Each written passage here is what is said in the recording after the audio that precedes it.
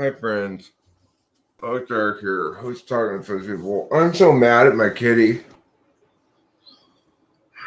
She was a very bad kitty last night. She peed in the bed right next to me. I guess I didn't hear her scratching at the door to get let out or something. Hi, King Kirsten Carson for goo. So, and I woke up to go pee myself. I was like, why are the side of my boxers wet or damp? And I went back in there. She had peed right in the bed next to me. So I'm so mad at Kitty. Then I was like, fuck this. I don't want to sleep next to this cat pee. I tried to clean it up best I could, but my blanket smelled like cat pee. And so I was like, okay, I'm going to go inside. So then this morning, I'm sleeping peacefully inside the house. She starts scratching at the door. I'm like, the reason you're outside is because you peed in bed. So don't start scratching at the door now. You know? I've never had her do anything like that before. I don't know what the fuck came over her. But she was being a very, very bad kitty last night. Very frustrating. Not letting me sleep properly. And when you get up at 3 in the morning and you're like, why does it smell like pee?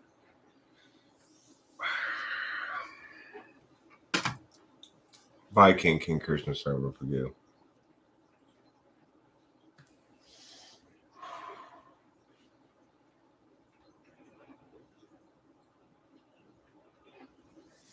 The Secret. There's this movie called The Secret Dare to Dream with Katie Holmes in it. If you're positive, you check positive things. I hate that. Talk about bullshit. Manifesting. Bullshit. You've got to do much more interesting work than that. You don't just manifest shit by being positive. That's so dumb. I mean, I wouldn't be positive about that idea. Of course not. Okay, yeah. Well, I did manifest bullshit. I wasn't even trying to get you here, Cloud, but if I had been, I would have manifested you. You're right. It is good to see you, though. You want to manifest shit, why don't you just do it instead? You want more stuff in your life? I want more positive stuff. Then go get it. But don't pretend you can just magically make it happen by being positive. No, Cloud. I said I'm happy to see you.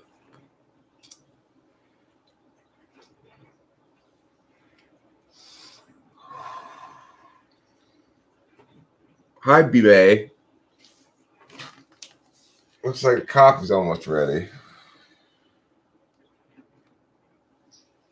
What if I told you, Eric, that C.S. Joseph thinks he broke the mind down to a math equation? Well,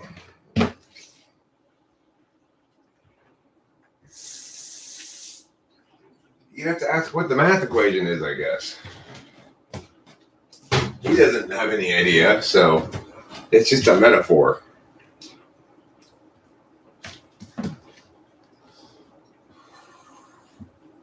If you'd really broken it down to the equation, he tells what the equation was. Obviously.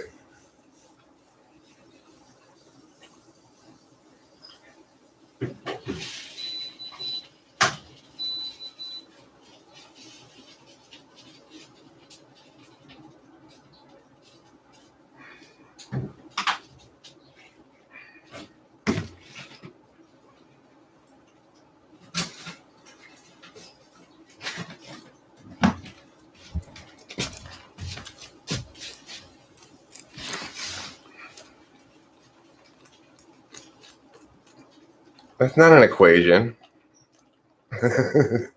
Type grid is not a math equation. It's a wrong heuristic. The fact that he calls it an equation rather than a heuristic means he has no idea what the fuck he's talking about.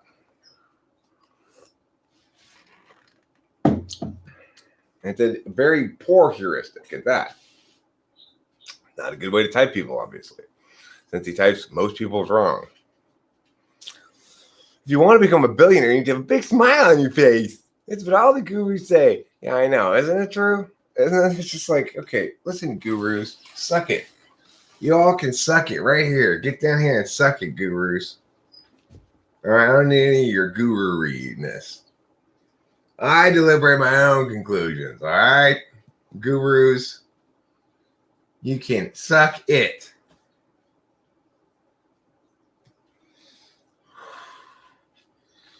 Well, I mean, if you don't try to validate anything logically, then it's really easy to be confident, you know? It's a multiplication table.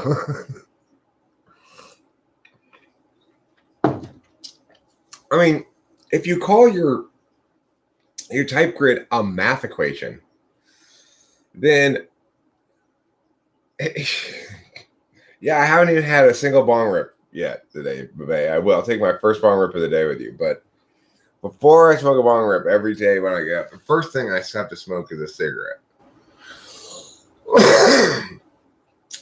That's what my lungs demand as operation number 1. Operation number 2 is smoke a bong rip. Those would be called operations. That's the correct term for those.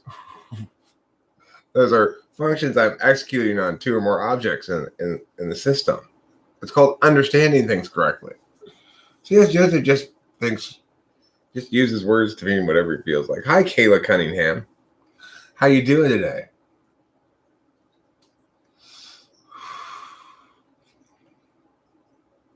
Are you rocking, rolling, or way out of controlling? How can I say that a math equation is the wrong way to type without checking the facts? Well, how do I check the facts, C.S. Joseph? Well, you read the book.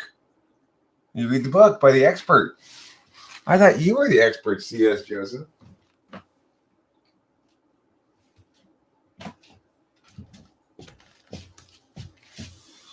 Oh, yeah, he's very, very boring. He's boring because he's not defending his ideas at all. You know, he's not engaging in an ideational exchange with people. You know, he's the expert. Everybody listen to me, and if you don't, I'll astroturf your comments and blah, blah, blah. Well, truth does exist, and so does math. That's true. That doesn't mean they're the same thing.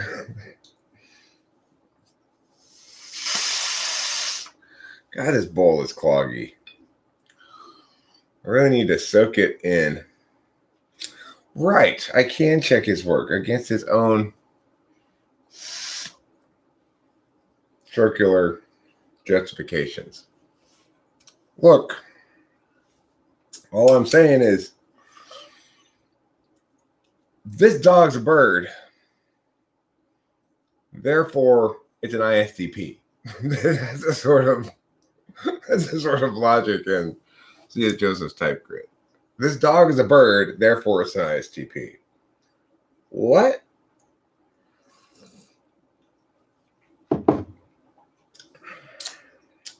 So, what are we smoking this morning? Let's talk about that a little bit. Jungle cake. It's like cake, but it's made in the jungle rather than in a kitchen.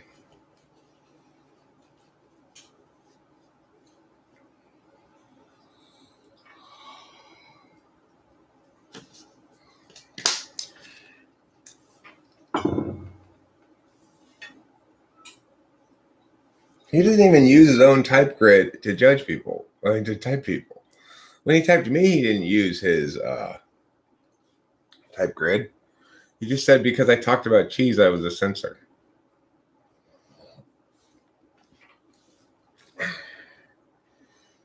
I mean, his type grid's obviously wrong if it typed him as ENTP and me as ESTP, since he's obviously not a thinker, not a TI thinker anyway, you know.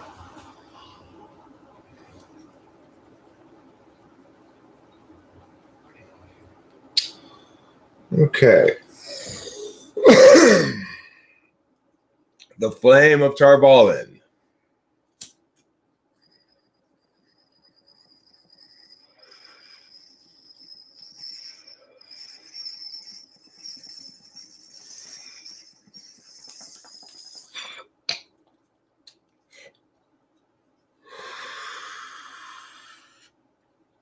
I am the Flame of Tarvalin, the Keeper of the Seals, the Amerlin seat. She didn't even keep those seals. There's a little spoiler for you. You know, Egwene as Amerlin seat is supposed to keep the seals, but instead she loses them. And who ends up with them? Measuring Time, the Mahale, who is of course a dark friend.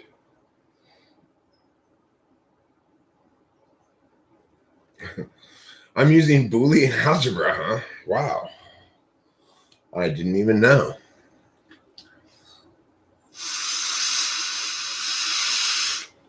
So it's nice that I'm done with those books.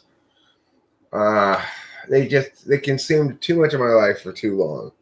It was necessary for me to finish them because once you're 10 books into it or something, then you just got to press on through.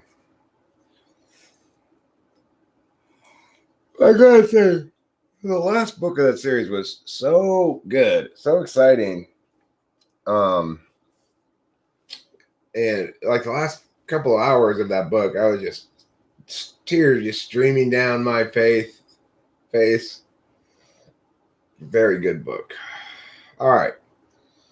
So let's see if this bummer pulls a little cleaner. I don't like the way that these rips don't pull through very cleanly because it's so resiny in the bowl. Even though I tried to get the resin out yesterday. We smoke a lot of bong rips, so,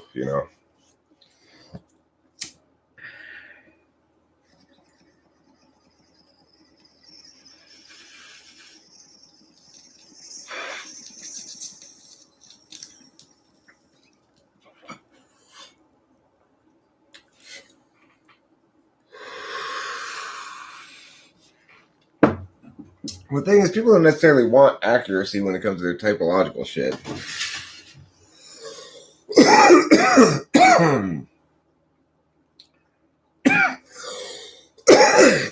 They typically want to hear things about themselves or their type that are positive things to say about it.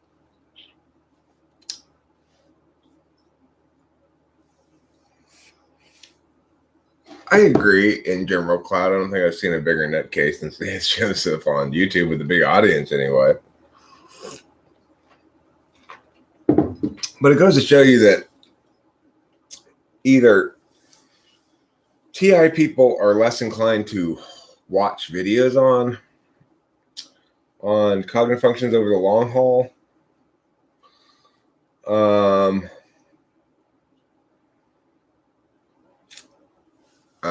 Or potentially that there just aren't that many strong TI users is the other possibility.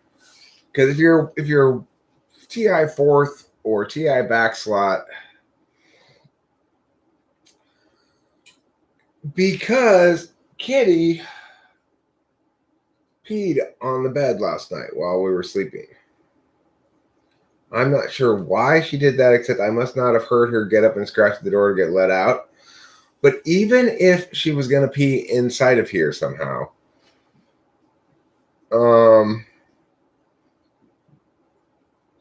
why pee on the bed next to me? Right here is where she peed. And I got up to pee, and the side of my underwear was damp. And I was like, what the hell?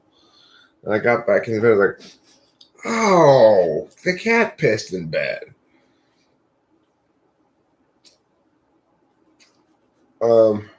TE second is fine, because if you're an INTJ or an ISTJ, at least you're demonstrating TI. At least you know how to engage in TI discussions.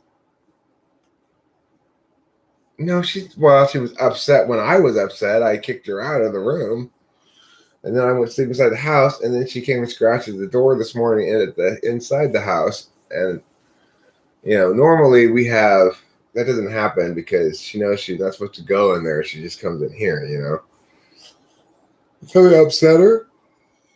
I just think I did wake up or to let her out. And so she, but it's like if she's gonna piss and here, want to piss on the floor or the corner or something. Why piss in the bed right next to me? I agree. It sounds like a protest to me.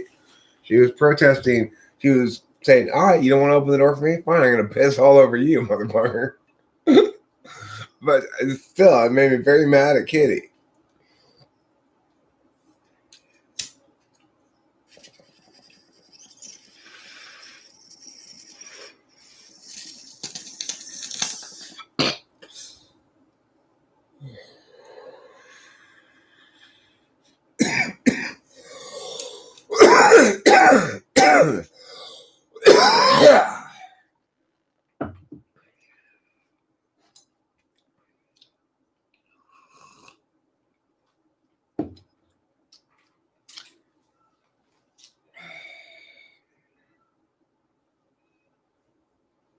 Happy July 31st, everybody.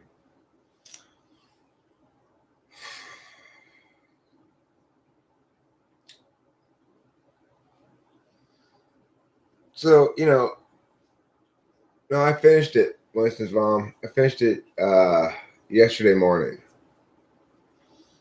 There's actually only 14. Actually, only 14 books in it. I thought there was 15, but there's only 14. The 15th book is actually a prequel. When's my birthday? April 27th.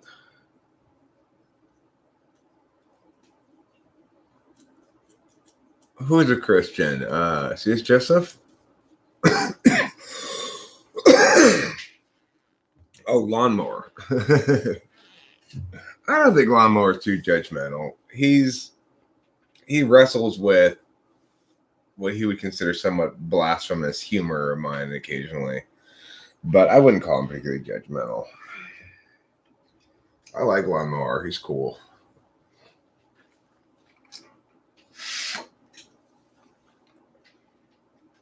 Yeah, well, Cloud, you're an acquired taste, okay? He will eventually probably come to like you, as I have, you know? There's a lot of people here who at one point, I'm sure, would say they hated you and have come to appreciate and value you. Because, you are provocative. That's not true, Cloud. I did not always love you. It took me a while to recognize how much value you brought to the community. At first, I just thought you were just a provocateur. Good afternoon, Zaylen Black. It's 9 in the morning, but that's fine. When I fall down a rabbit hole into a series I really enjoy reading, I miss that feeling, the immersion in their world. Reading is the best way for me to lose all SE. Me too, though, is the problem. And losing all SE is not a good thing. Especially if you've got a 15-book series and you're just consumed in it. I'm still stuck in that universe too. Like, I wake up wondering about, how things are going on the Almouth Plain and whether or not Elaine's going to rebuild Caneland and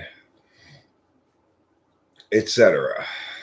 So, it was, I feel you though. It's like, I used to really love that too. And nowadays, I guess, I just don't like being so consumed by my stubborn self-indulgence.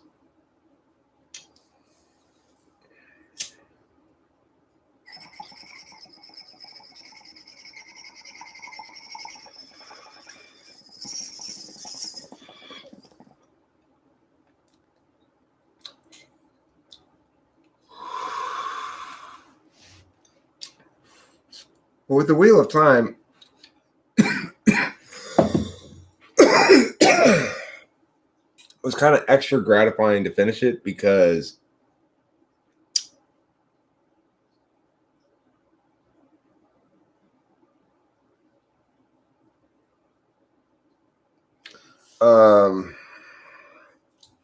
I started reading that series a long time ago. and then I ran out of books. And then when I came back to the series again, the books were all done. All the series was finished, so I was able to finish reading it. But I don't. I.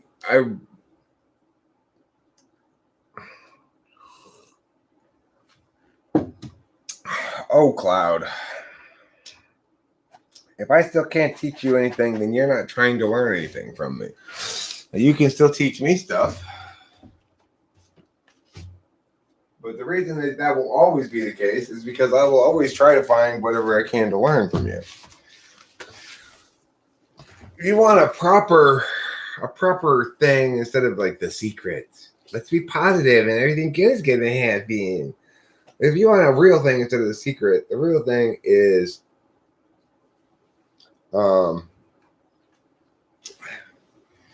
yeah, I mean, I don't typically either, Swift Eagle. In this instance, it was because I hadn't finished it. So I did go back and reread the ones I had read before.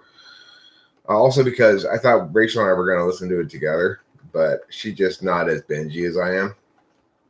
So I wouldn't have revisited that series, the early books, if I had been reading it by myself. I probably would have skipped ahead to where I left off approximately.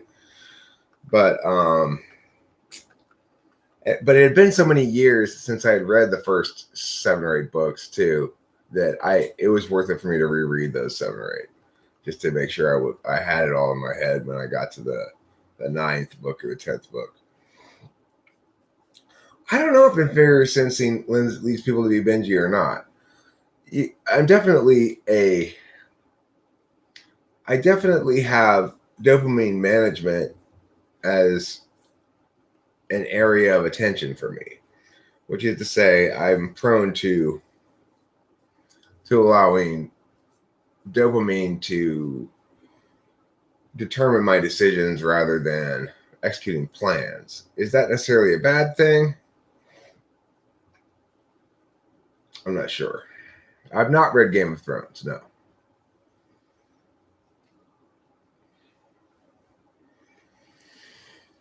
I mean, binginess is getting caught up in that which is inherently satisfying to you in a way that allows you to avoid things that are less satisfying. No, I haven't watched Game of Thrones either. I'm unfamiliar with it. I've heard people talk about it a lot, but I haven't ever. Maybe I watched like 10 minutes of one episode or something. I have this image in my head of a very, very pale blonde girl with long blonde hair that I saw in some episode or some scene.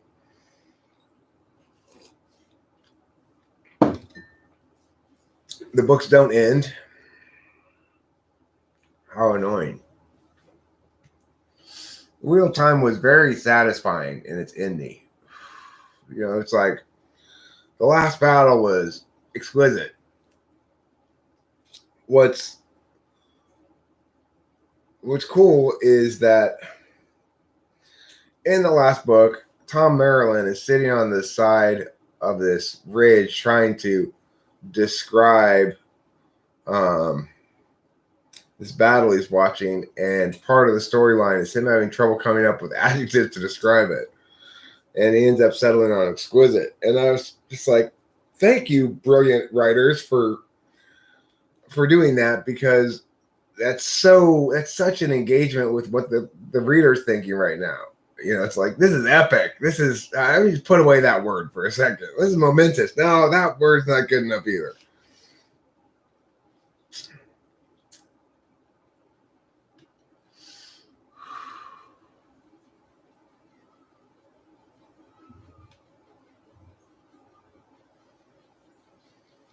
Well, those shows are part of reality, Claude.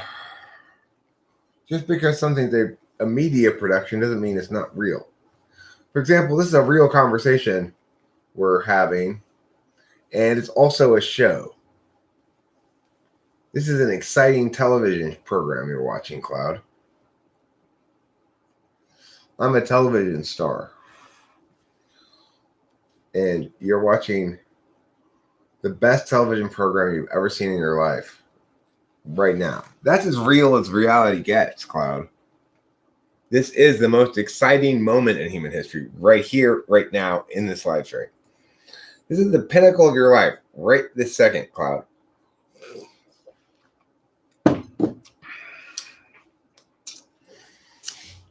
The whole world is going to end as we know it. That's a little something they call change, Cloud. Every day is a little different than the day before.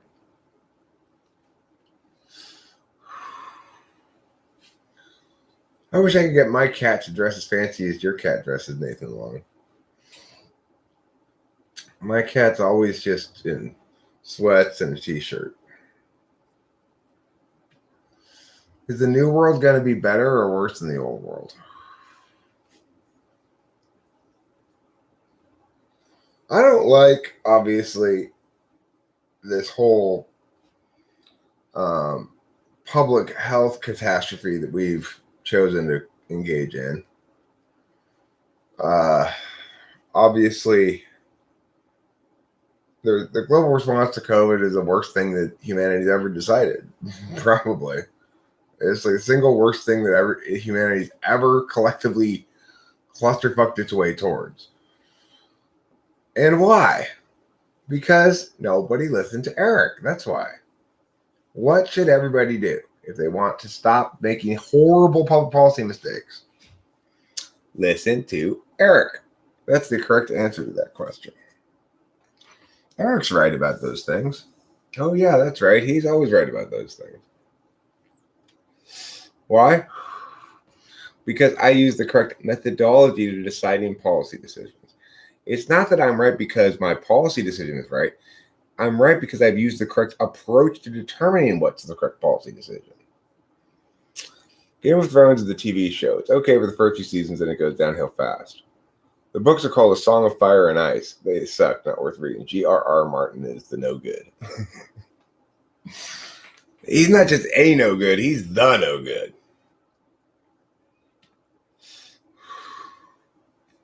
I don't have a right song, but you're right. You're right, I'm wrong. Everyone's wrong, I'm right. Therefore, I should have a song about it. Democracy doesn't exist. Well,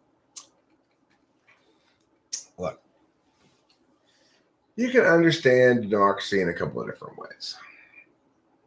There's the habits of democracy that de Tocqueville talks about. That's basically the habits of a people governing themselves to some extent. And certainly there are degrees of self-governance. There's more self-governance here than there is in North Korea.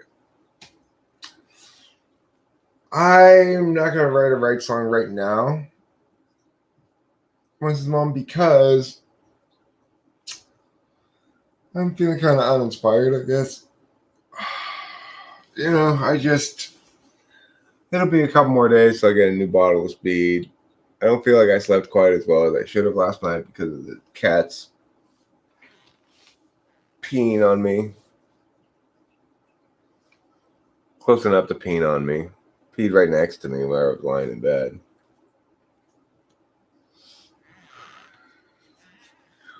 I don't think the illusion of choice makes people happy, Cloud. Like, for example, this morning, I got up and I started live streaming. I didn't have to do this. I could have done something else.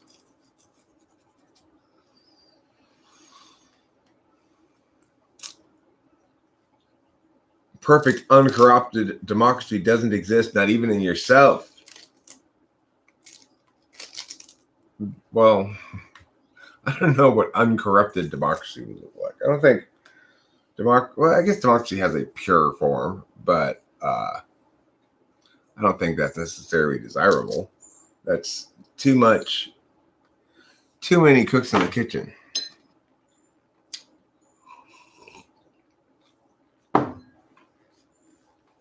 The key thing is that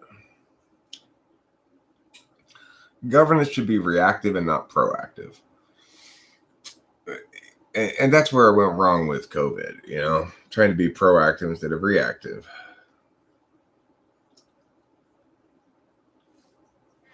You don't want the cops going out doing a bunch of patrols looking for things. You want them responding to people who call them and saying a crime has been committed. The same thing with government in general. You don't want government making policies that supposedly make things better. You want a government that addresses problems, real problems.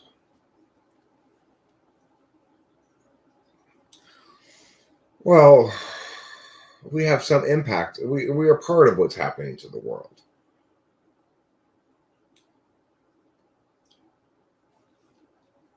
I mean, yeah, that's the problem with government, is that it has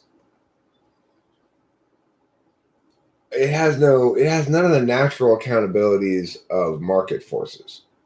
So it can't go out of business, if it does a bad job. The only accountability mechanism is voting, and it's a pretty weak accountability mechanism if you think of the government as an entity. However, if you think of governance as a process performed by people, but that's cloud. Oh, cloud. It's not a concrete problem.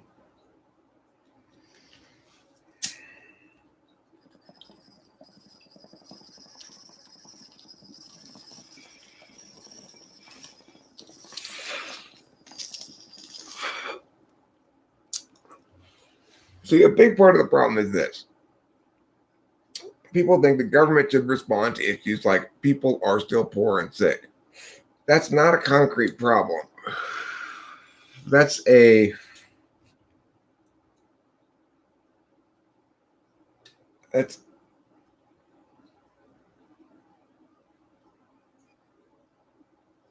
your conscious deliberative function, Lisbon's mom. The conscious deliberative function is the most free will function because it's non-reflexive. Knowledge function is reflexive. Action function, well, it's action, It's in the conditional, and where we deliberate, whether it's with FI or TI, that we experience decision making, choices.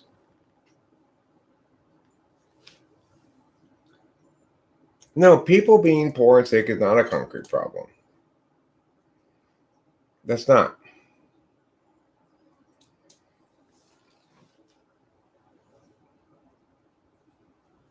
Absolutely not. A concrete problem is something like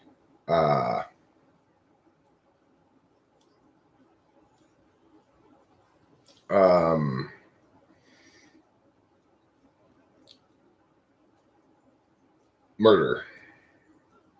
Murder is a concrete problem. Liability is a concrete problem.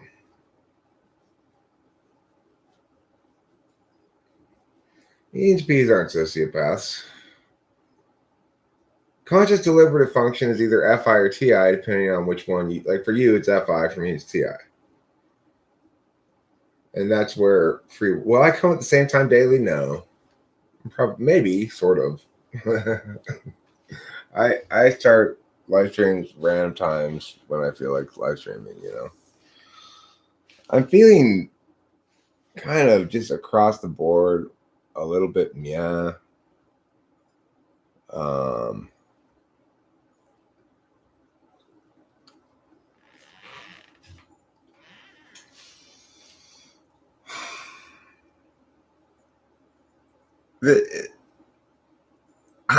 I will not fix a time, Rathor Vicky. Can you imagine if I asked you to do that? You wouldn't want to fix a time either. You wouldn't want to commit to being here every day at 8 o'clock. In fact, you'd find that impossible to even consider dreaming of upholding. Rathor Vicky, you're an INFP, right? There's no way in hell you could possibly ever do the thing you're asking me to do. Governments aren't monolithic things like that. Some of them are more than others. There's degrees. So in North Korea, the government is a monolith. Here, the government doesn't have a best interest. The government's not supposed to have an interest, right? It's like the federal government is supposed to represent the interests of their constituencies. The representative is supposed to represent the interests of their constituencies. So, if I want to, I can go to my congressman's office and go and yammer at him, and he pretty much has to see me. If I go to Washington, D.C., go to his office and he's there, and I'm from his district, he pretty much has to see me. I might have to wait a while. I can go in there and start, and usually at him. That's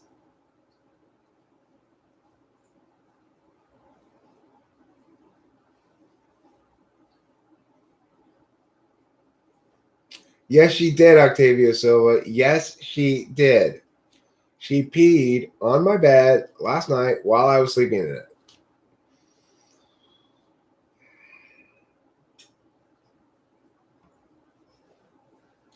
But the thing is, Rather Vicky, also, I probably will go back to live streaming multiple times a day now that I know that book series.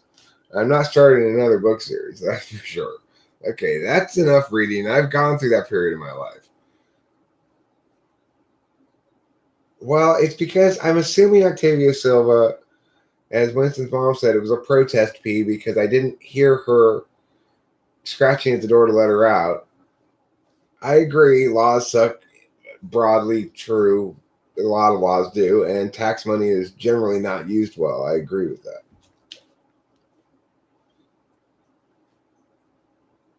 that. She was mad at me because I wasn't letting her out to go pee because I was too asleep, I guess.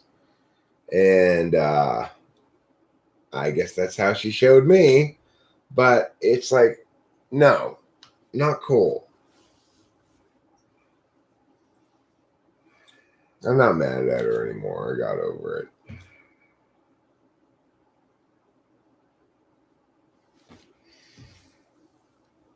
Epstein case is the proof that nobody in America cares about the truth.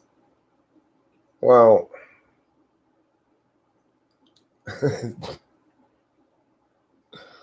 teach you to use the sink. It's a good suggestion, Octavia Silva.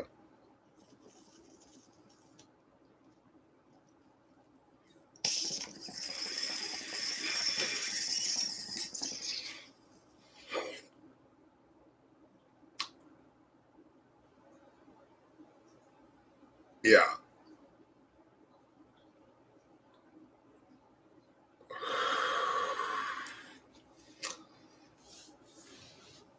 Yes, Rathor Vicky, as an INFP male, you will get the equivalent. No, she doesn't have an inside litter box. She goes to the bathroom outside. But if she's stuck in here and she has to go, okay, fine, I get it. But on the bed right next to me, why do we work? To generate equity, resources, mostly. But people have different reasons for working. Is this working I'm doing right now? If one of you guys super chats me, it becomes work all of a sudden, I guess. We got another hater. Probably the same hater, different name. You know how they go.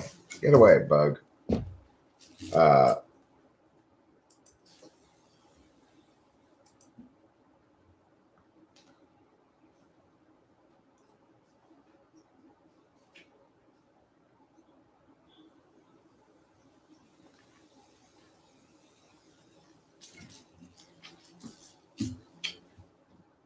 One of those big beetles.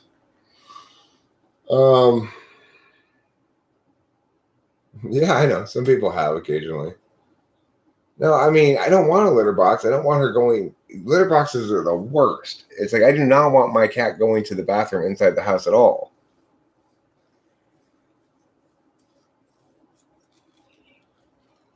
You can show qualities which you monetize by typing so it can be perceived as work. Okay, well, if you call this work, then I'm not working for money. even though it can link to money in some fashion.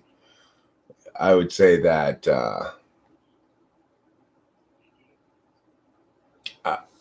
I do this because I want to.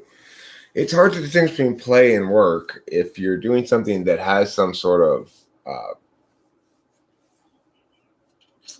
productive outcome in it. Then you could always call it work, I guess. But if it's something that happens to have a productive outcome, but you're doing it because you feel like doing it for playing, then is it still work?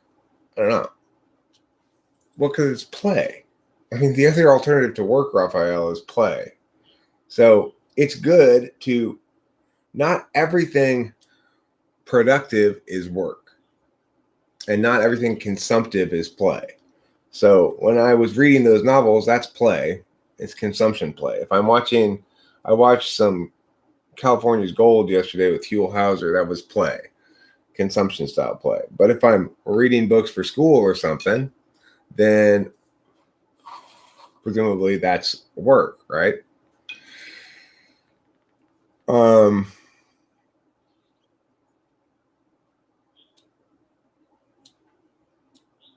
I guess the best work is play, but the thing is, no matter what you're doing and how much playing you're doing, then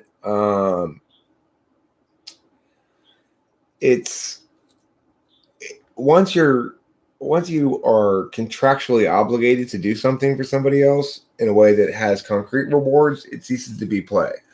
So, for example, I might be dancing by myself here for fun, but if you come in and say, I'll pay you $10 to continue dancing for 20 minutes, even if I would have continued dancing for 20 minutes on my own, that changes the frame of the whole experience, right? It becomes a purposeful experience now rather than a purposeless one, an instrumental value rather than an absolute one. In other words, I'm dancing because it's instrumental to getting me an outcome rather than dancing because it's absolutely gratifying in and of itself. Do I think I'm smart? I think I'm both very wise and clever. And what I mean by that is I feel like I've collected all the answers to most questions that are significantly talked about. That would comprise wisdom. And I'm clever in the sense that I'm very good at using those resources in discourse. But I don't think I'm very smart in the sense that in a computational sense. Like, I've seen plenty of people who are a lot smarter than me when it comes to, say, extended deductive reasoning problems or, other sort of conventional tests of intelligence. I've seen plenty of people be smarter than me at those kind of things. So I guess that's my answer to that question. I do understand myself as somebody who has the answers, most of the answers already for most questions. And that's a knowledge thing, right? I'm not a knowledge type. To have gotten to where I am, where I feel like I have most of the answers to most of the questions, means on SI level, I'm where I can now begin to successfully take action. It's like ENTPs are very slow growing in that regard. We have a long time to put together a lot of SI resources that we're going to need to use to manifest the self more successfully.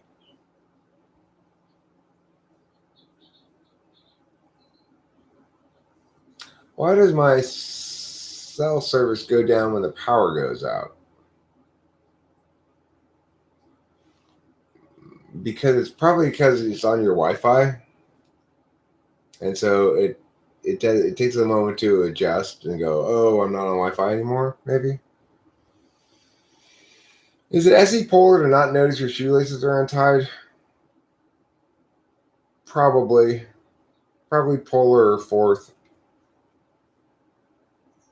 I mean, Rachel is at fourth slot SE, has a not noticed shit like that. For example, when we walk out of the store and I'll take my mask off right away because I don't like to wear it. She'll forget she has hers on and leave it on for a while until I say, you should take your mask off, Thanks, email anthrax. I do. I have people can hire me for hour-long conversation about anything. Um, I'm available. I just don't. I don't put much effort into getting work. You know, it should. Brandon independently Zay Black.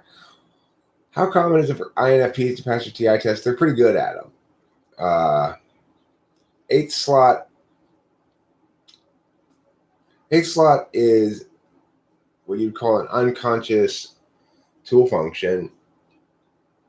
It it's it could be like INFPs are much more successful at TI tests than ISFPs in general. Put it that way. No, Cloud, if you were a girl, I still wouldn't date you just because we'd both be too extroverted. It would be exhausting.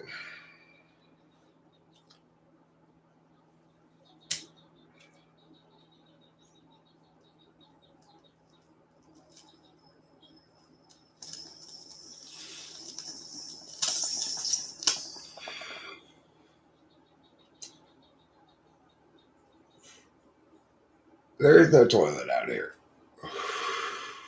There's no toilet. Um, it's not difficult. It almost never happens. It's not difficult to let her in and out. We often have the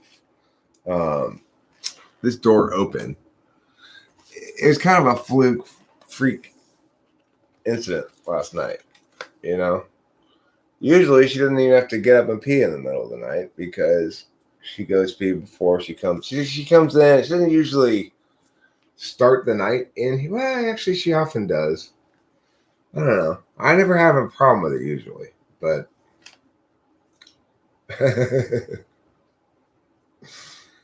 look, Cloud, if you were a lady, I might be willing to hump you, but I'm just saying I don't think we'd work well in a long term relationship. Okay, I'm just thinking we'd butt heads a little bit.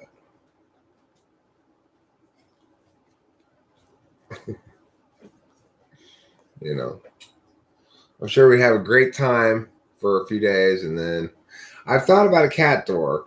The problem with the cat door, Horse Mumbler, is we've got two stray cats around here who will take advantage of that and try to come in here. As it stands, we've got this area be Capillo's uh, stronghold. You know, no other cats are allowed in here, and so she can be in here, eat her food, and doesn't have to worry about the other cats getting in here and trying to eat their food, trying to eat her food. I'll give them some food. We have cheaper food for them that we give them less regularly than we feed Capillo, who always has food. You know, she's our cat. Those other cats, Trouble and the Orange Cat, are Trouble and the Orange Cat. You know, so well, my cat's inside outside cat and has been her whole life. So she would not find that acceptable to not let her go outside. Also, I live in a neighborhood now where she's very unlikely to get hit by a car, but she still could die. She's been injured multiple times. She's broken legs now multiple times. Don't you feel you have so much knowledge about personalities? You have an upper hand in attracting women. Do you agree?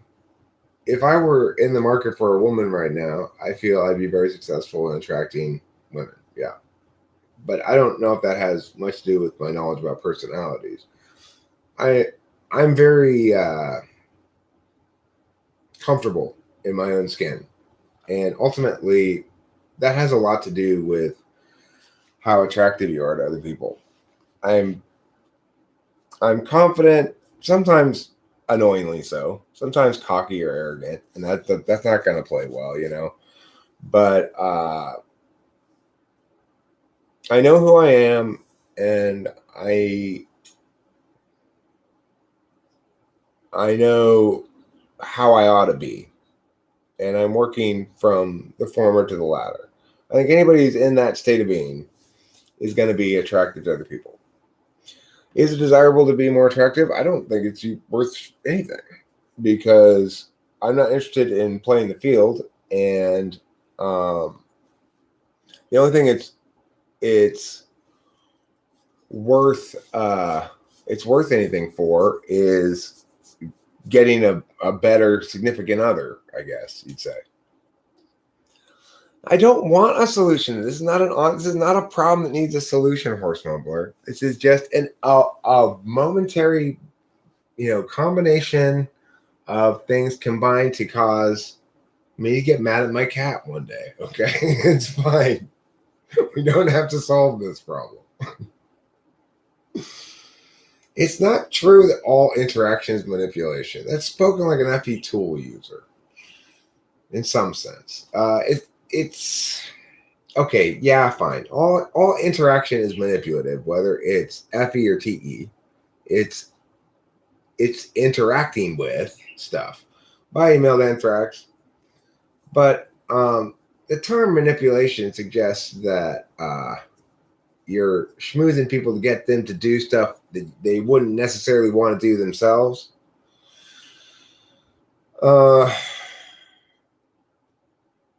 But I really do think that that's the long and the short of it in terms of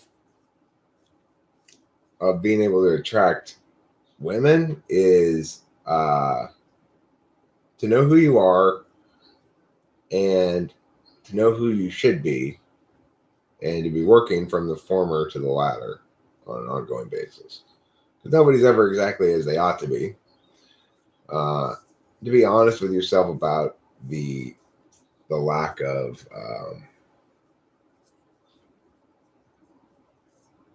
your lack of perfection. You're going to make mistakes, and you be honest about your mistakes and stuff without being like that. But I mean, I get it. I'm not judging you or anything, but I totally get it. I've seen deep loves in the eyes of Rachel for Eric's Verity, so I'm like, she loves the shit out of me. That woman really loves me. I tell you, it's great. I love her too. I'm FI polar, so I probably objectively love her less than she loves me. That's going to be the case in any relationship I have, except with my daughter. She and I both have a weird FI polar kind of love each other a lot, but also don't care about each other very much. Whereas, Rachel and I are so compatible, so easy to get along with her. We just never have any conflicts, really.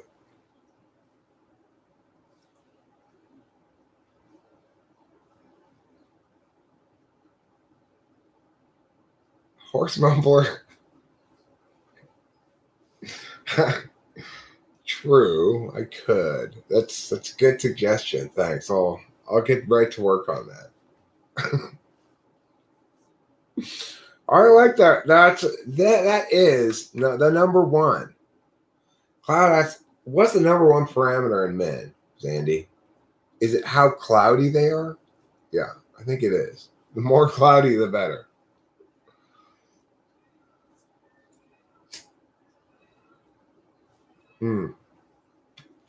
Epipolar's tough. I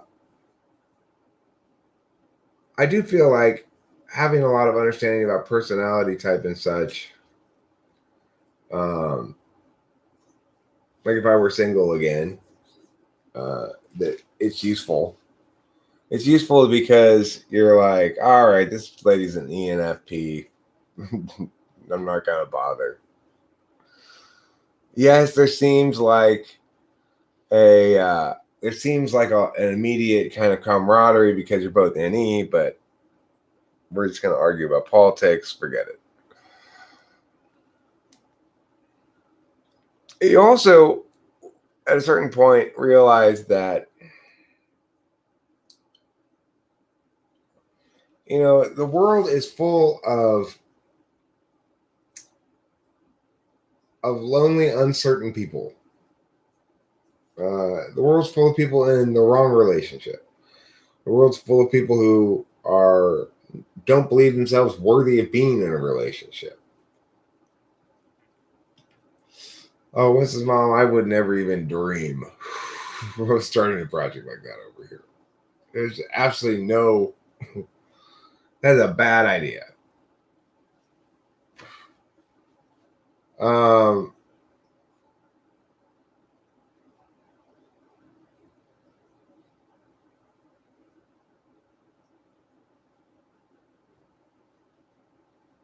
if you can see what people are, doesn't that lose all the magic in a relationship because you're always above them in that way?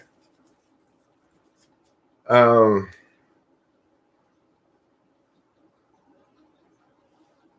no, I don't see there being magic in a relationship like that. It doesn't work like that for me. It never has. It's it's peace and comfort is what I'm looking for in a relationship. You know, peace and comfort and being on the same page and affection and stuff. Just basic human need stuff. Hugging, affirming each other, loving each other. I'm not looking for magic. I in fact in the past when I've run afoul of women who are looking for magic, that doesn't work for me. But what's the romance? I don't want romance. I want comfort. I want old shoe, right?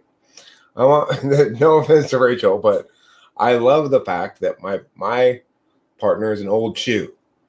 Very comfortable. I know what to expect.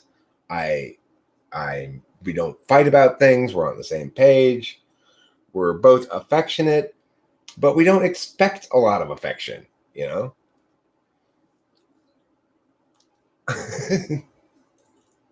Cloud, because of that question there, the answer is definitely yes. You are my precious friend. I do wish to hug you and rub you. Yeah, most of the time a relationship is not about romance, it's about friendship and it's about just getting along together and stuff. And then it's also very important that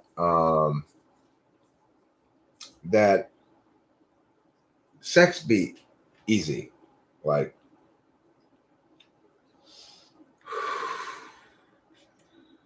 you know, you guys should be on the same page sexually so that there's not like I want to have sex now. Oh, I don't want to have sex now. Well, now I want to have sex. Well, now I don't want to have sex. I had that in my last relationship where it was like we were always on the opposite page. And that's no good. With Rachel's and we get along beautifully in that area, you know?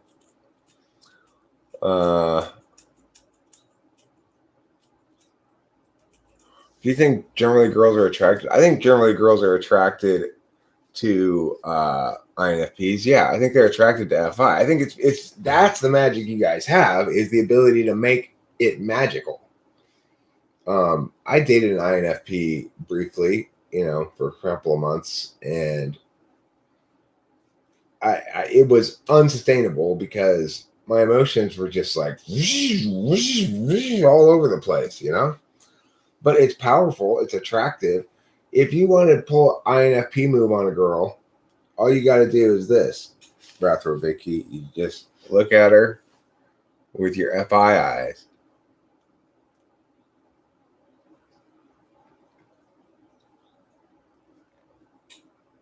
Like that. That's what INFPs can do. You can do that too, Cloud. You can use your FI eyes. I bet. I bet you can. I bet you give those girls that FI eyes like, I'm really liking you right now. I'm finding you very precious and attractive to me. Ew. Without saying any words, even just like, mm.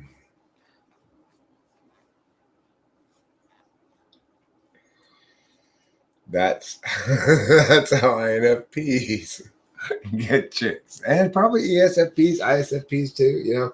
ISFPs do that too. They've got the um, big eyed coquettish stare.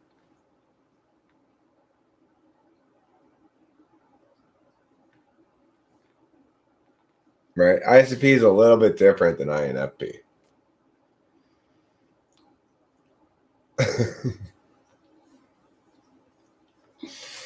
You mean like the dumpster? Your NIIs don't really work. What are FIIs? No, FIIs say like, you are so dreamy to me.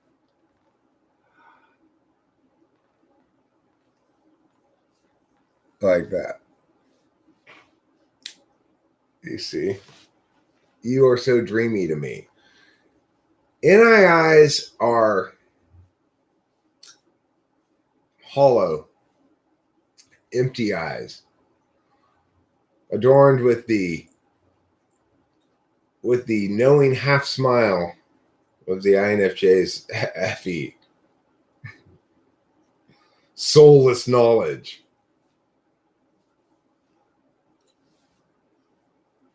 Soulless knowledge is what I would call INFJ eyes. Of course, they're not really soulless, but that's what they're, people are constantly fooled by beta quadra eyes. Have I ever tried psychedelics? Yeah, I've taken plenty of psychedelics in my day. I used to take psychedelics. I've taken acid a total of like probably 10 times in my life. I've taken ecstasy, good strong ecstasy one time, although I've tried to take it more times than that. I've taken mushrooms plenty of times. Mushrooms, if there was a mushroom store, I'd probably take mushrooms once every couple of weeks, maybe once a month. It was easy to get them. I tend to like them. They tend to make me feel better. Do you think getting along is friendship? Well, I think generally speaking, criticism and conflict harm relationships and harm both parties in the relationship, generally speaking. So I would say that getting along is a prerequisite to a healthy relationship. But there are exceptions. I don't want to make that a universal statement. Depending on your type and such, some people may successfully be more bickery than other people. Bickeriness is not necessarily a deal breaker. For me, though, I don't want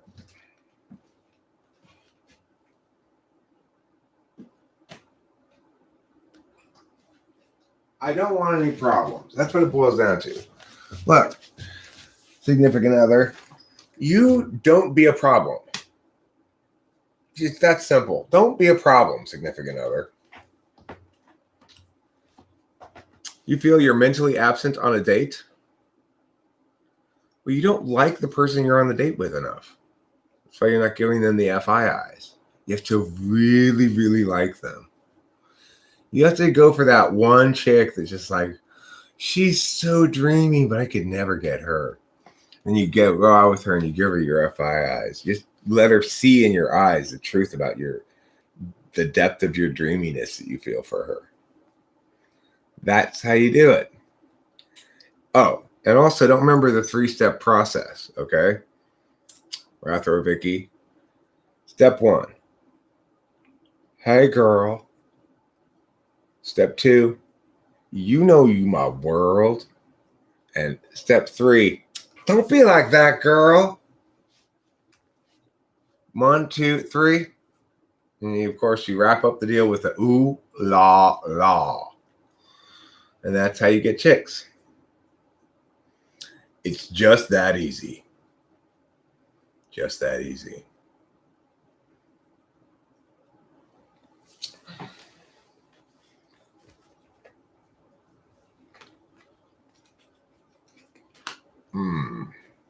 Now that's a variant, Zandy. Oh la la is a variant. It's sort of a European style ooh la la.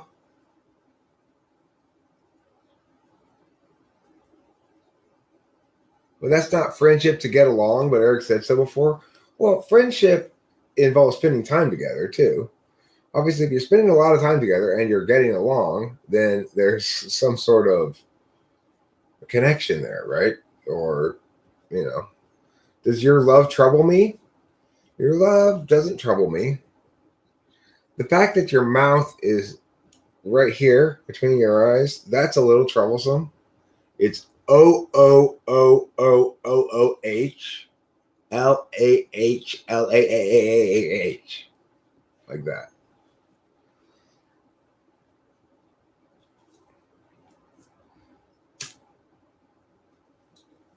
I mean, the thing is, yes, Rachel and I have lots of commonalities as well. That's probably why we don't have any trouble with each other, you know?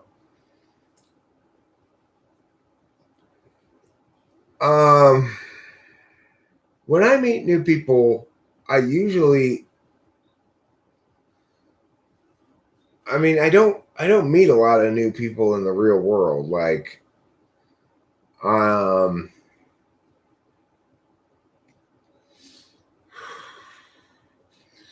but if I generally do type them pretty quick, you know, I type them pretty quick, and then I don't necessarily use that information for anything.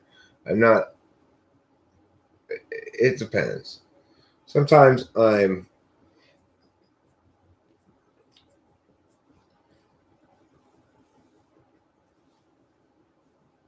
humanity, man. What is my view on God and eternal life?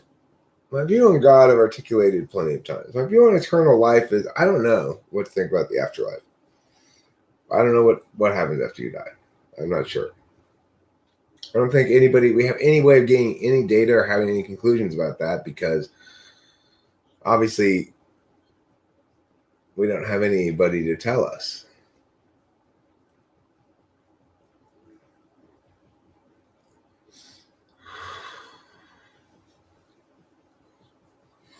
Kayla Cunningham did. Her husband just had to be smart and hot. She was going to do the work. She's going to be like, hey, you're going out with me. Like, look at your junk. Turn around. Is that how you asked them out, Kayla? You are very forward. First thing he said is, take off your pants. What's your name?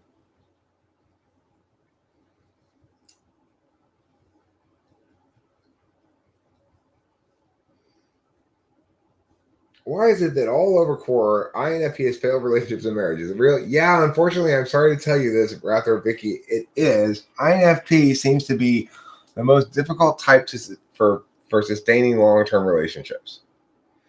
Now, granted, almost everybody fails in every relationship until their last one. Right? Everybody definitionally fails in all of their relationships until their last one. But INFP is going to have very dramatic relationships compared to a lot of types.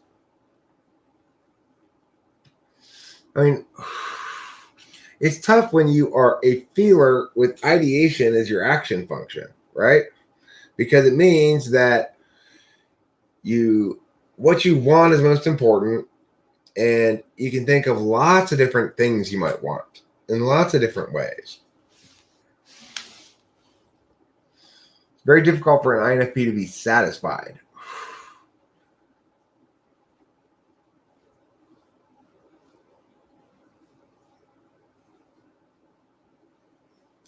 Yeah, those big cryy eyes, those are an INFP specialty, by the way. You guys are excellent at those big cryy eyes that you did in that emoji there. Life behaves as if it's going on after death. Great quote there, Cloud. I like that. Yeah, like Yoon said, life behaves as though it's going on after death. So let's all just go with that.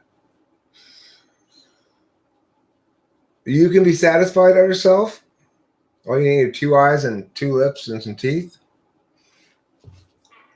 Well, are you satisfied right now? Are you completely satisfied with everything all the time? If not, you're doing it wrong. All right. Your job in life is to be completely satisfied by everything all the time.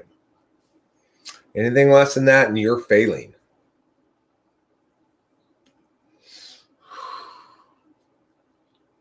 Those relationships are doomed because there is no sense in them. You lose all will to live. What kind of relationship makes you lose all will to live?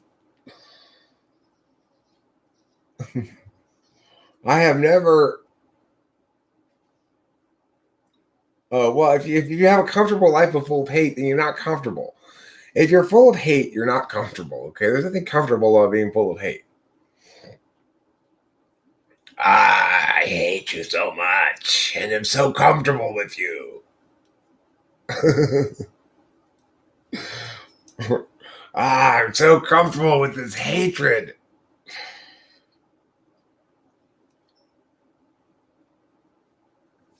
INTJ might be a little comfortable with hate, yeah. That's possible. But not Winston's mom.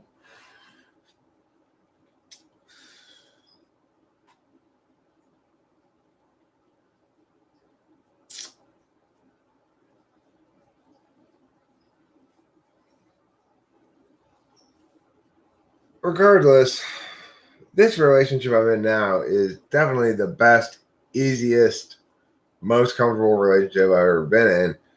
It's been quite a while now since we've had one of our periodic little meltdowns that we've had over the course. It's like it's weird because um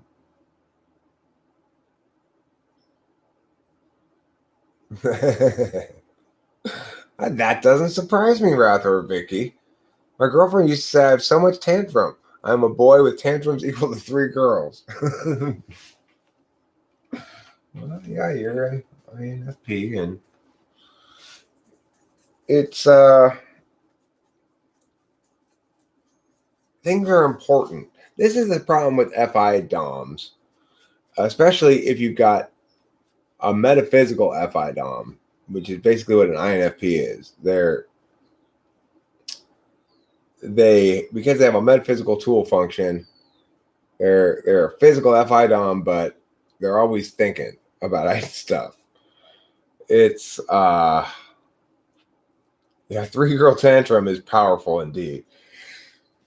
3 girl tantrum is a good name for a band after it's sort of evocative of Three Dog Night. I like it.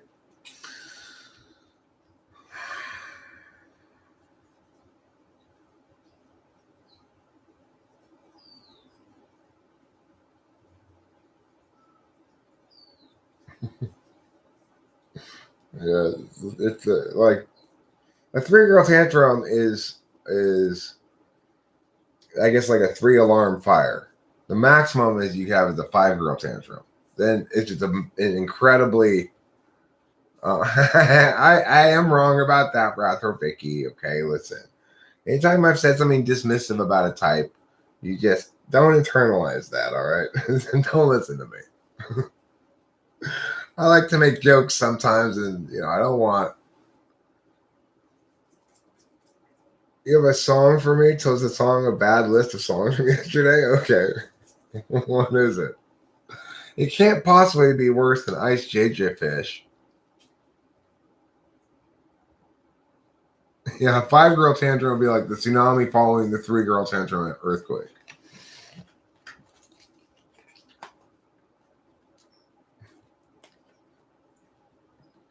I picture like 5 girls. Like there's this dude who walks into a party thinking he's like a big pimp, right?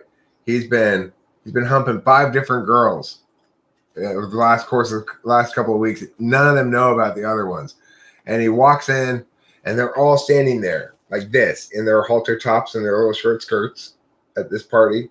They're all standing in front of him, all 5 of them with their arms crossed. That's a full blast 5 girl tantrum. If you've got that, you asshole!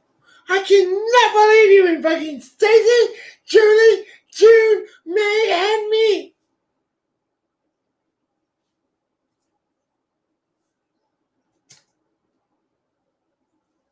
What type is the goodest? Well, I would say that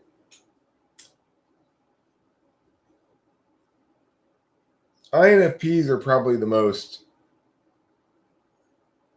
compassionately minded type, but that doesn't make them the most moral.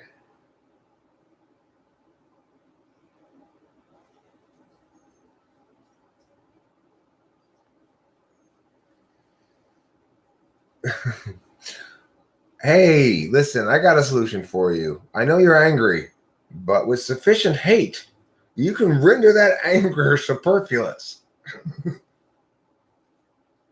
Is that how you advise? Is that how you teach your anger management class, or is Mumbler? Welcome to anger management. Now, listen, right now you guys are mad. What I'm going to do is to teach you to convert that madness into hatred.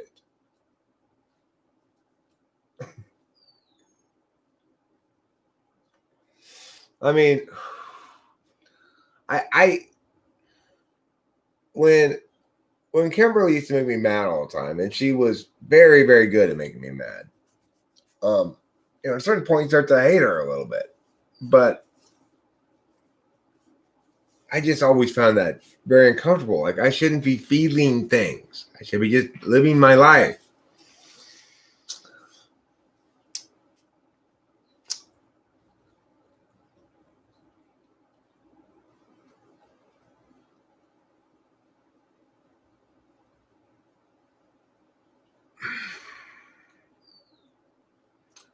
Rather, Vicky is telling you how many months old he is. He's 2 years and 4 months old. 28 months old. You should stop calling yourself in terms of months after the first, year and a half or something. Rather, Vicky.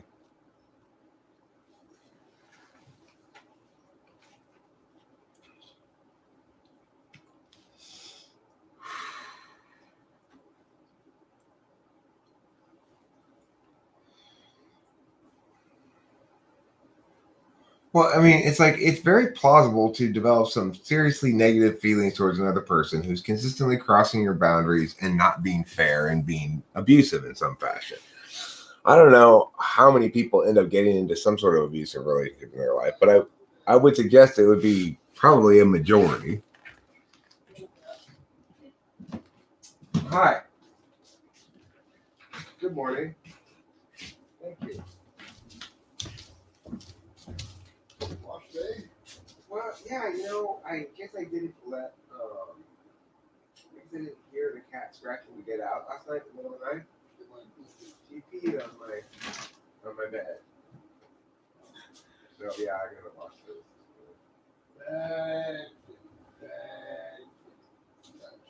She's so ashamed of herself. What happened? All right, thanks, Dad.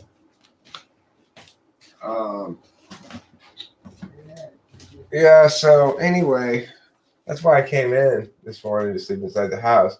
Because Kitty peed on the bed right here. Oh, she peed on it. I woke up to go pee myself, and my my side of my underwear was damp, and I was like, "Is that sweat?" And I was like, it's cat piss. Oh, that's so weird. Yeah, I guess I just didn't let her out, Yeah. You were in the deep sleep and she had to go. Yeah. Oh, I'm sorry, babe. Oh.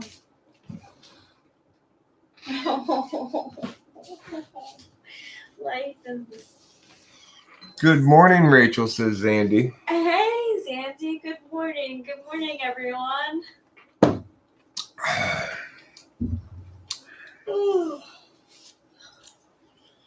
Well, Raphael, because she is a woman of much emotion.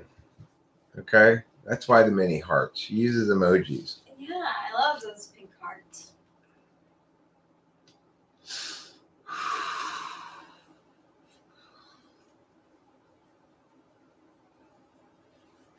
So, yeah, it's true that if somebody continually pisses you off over and over again, they will make you hate them a little bit. Eric, am I 7 wing 8 or 7 wing 6? What's your opinion?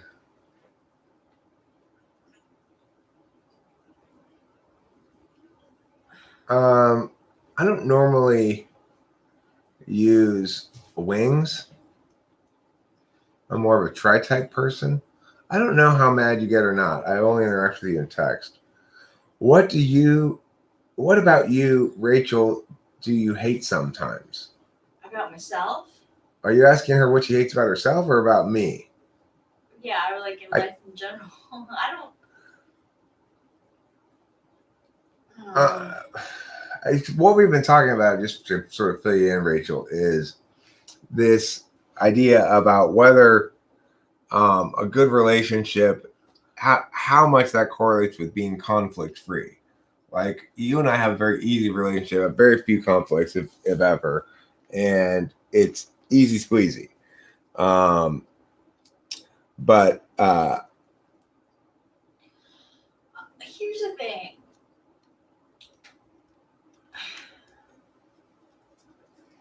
We don't avoid, or we don't. I know I consciously try to not avoid things that we have to do. You know what I mean?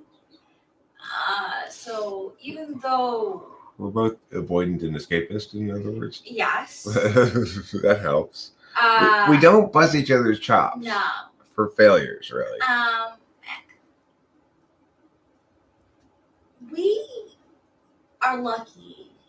And I do feel like I can be honest with you. And that creates easier communication because I do think we're lucky in that we both don't want to argue really. We're both looking for harmony.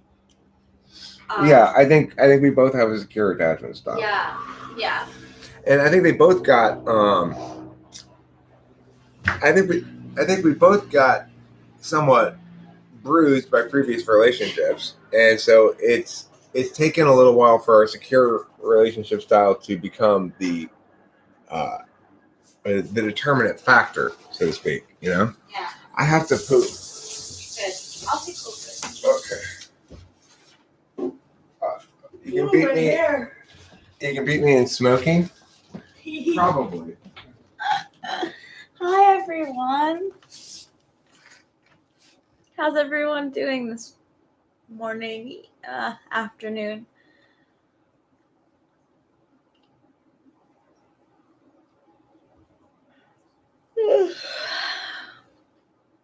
So, hey, Running Fox, New Zealand Black.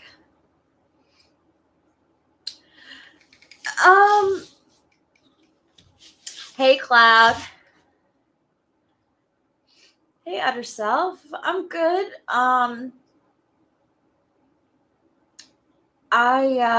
What's up, Rithor, Vicky? Attachment style is interesting, and I was just wondering the same thing, Renee Fox, where Zealand Black would take her test. What's up, Horse Mumbler One? It's good to see everyone. What's up, Keela Cunningham? I feel like what Eric said was right, was that once, because it's normal for two people, especially of our age. I mean, he is 49, I'm 35, so we've been through some relationships. And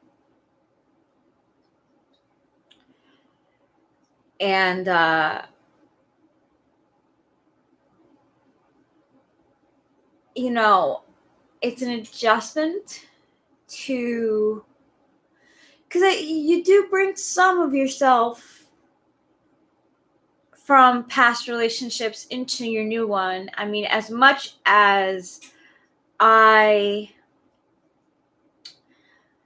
wanted to like almost like erase that, I couldn't, you know. I actually had to, you know, I'm better now, but I was taking past hurts and applying them to this relationship, And that's not like the healthiest thing to do, but it was also all I knew. How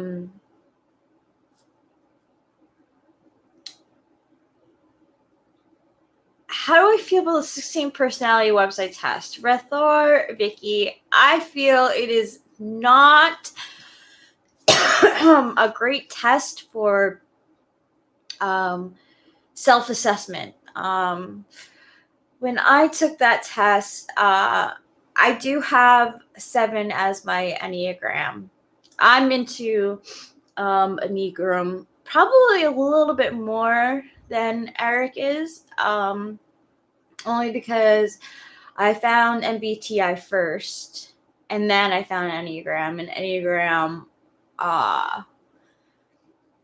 really helped me temper some of my 7 personality, which is very scattered and impulsive, magical thinking, like to be joyful, but can get lost in fear a lot. So a lot of my answers that I would put for on the 16 personalities test, because I was only self-assessing, a lot of the answers that I would have would come out in the average of more of the middle range. So when I was taking the test would forget about the middle range stuff and only look at the extremes. So when I thought that I was an ENFP, for example, it was taking the fact that I do like to be around people as a 7 and placing me as an extrovert when really I am definitely introverted. I type myself. So, yeah, it does ignore the middle, unfortunately, Sandy, which I tend to answer a lot of stuff for in the middle when it comes to, like being energized by a group, or, how often do I feel comfortable in certain situations being like the leader. Sometimes I feel like I can definitely do it, and sometimes I don't. So I'll be like, okay, you know what? Sometimes. The answer is sometimes for that. And they don't really average out those middle sometimes as often as they take the extreme parts more. Horse Mumbler 1 says, Enneagram fills in the gaps. It's good for explaining the differences between people of the same type and similarities between people of different type. I agree. That's why I studied it so much, because, it's, I have always been the kind of type where when I'm dating someone, I do like to look up compatibilities. And Enneagram was one of those tools that I used. Yeah, up them plates. Liking to be around people makes you an extrovert, depending on the definition, for sure. Yes, I agree, Sandy. The situational answers really can get me to Psychology Today test, relationships, relationship attachment style test, ADD, yada yada, WWW, yada yada, delete space. Yeah, yeah. There's so many tests. But the thing is that when I was taking the test, I was taking it without knowing about the cognitive functions. And in terms of functions, I mean, by outer self, you Pew pew. Have a good day.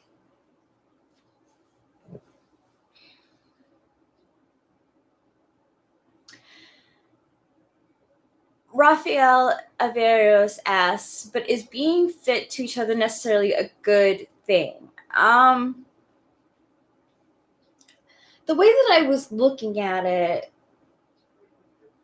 was more for looking at myself, but it did help me understand people. So, when I was mistyped, for example, when I was starting to take tests and I was coming up as ENFP or ENTP, came up a lot too.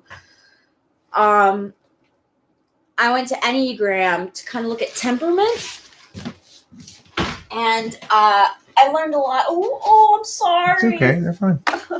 It's box, not soft pack. Good. So I went to Enneagram to find out temperament because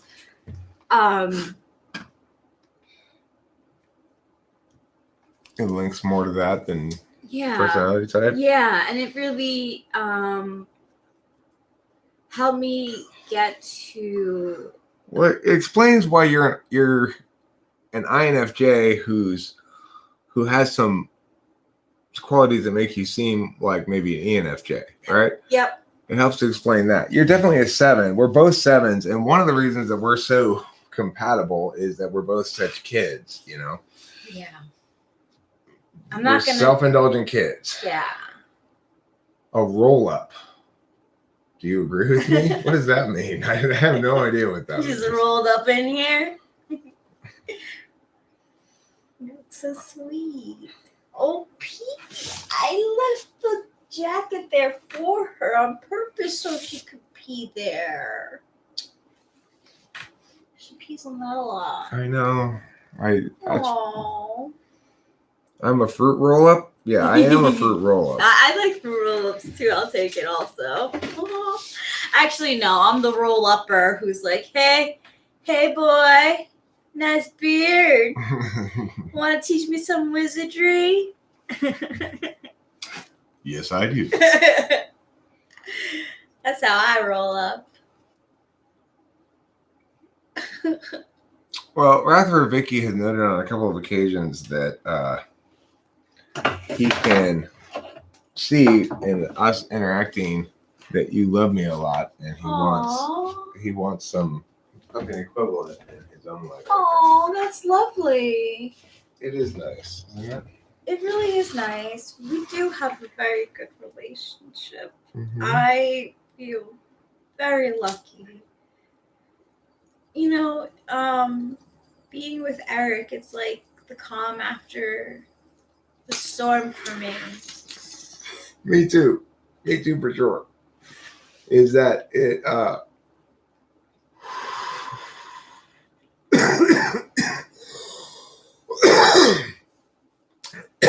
We both really had a lifetime of storms before each other, you know? Yep. Hers was probably more small storms, and mine were fewer big storms, but nevertheless, it was the same thing. We both came into this with a sense that a good relationship was possible, that it would look like something that made both people feel comfortable and happy, and that somehow we'd never been able to attain that before. Yeah. The area of dividing the brain and the soul is affected in many ways by experience. Some lose all mind and become soul, insane. Some lose all soul and become mind, intellectual. Some lose both, become accepted. I like that notion. Me too.